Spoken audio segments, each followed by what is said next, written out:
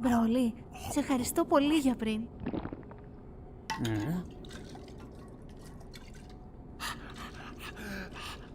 Α, θέλεις να πιεις νερό? Για να το δω. Ορίστε.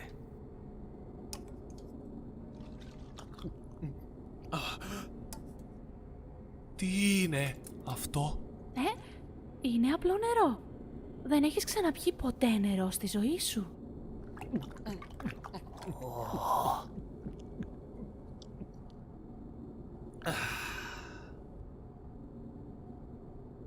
Αυτό ήτανε καλό.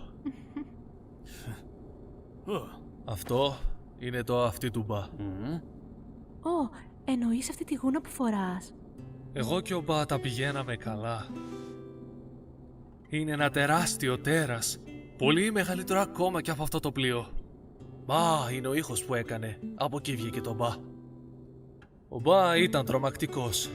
Αλλά μέρα με τη μέρα, όσο κάναμε προπόνηση αποφεύγοντας τις επιθέσεις του μπα, γίναμε φίλοι. Γίναμε καλοί φίλοι.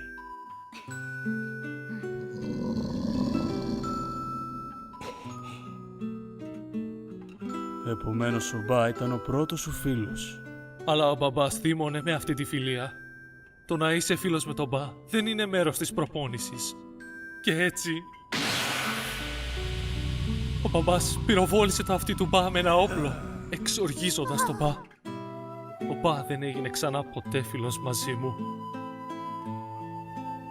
Αυτός είναι ο λόγος που αποφάσισα να κρατήσω το αυτί του μπα.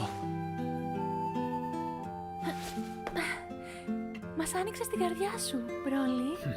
Πρώτη μου φορά ακούω μια τέτοια αγνή ιστορία στα μέρη μας. Τελικά είσαι πραγματικά αθώος.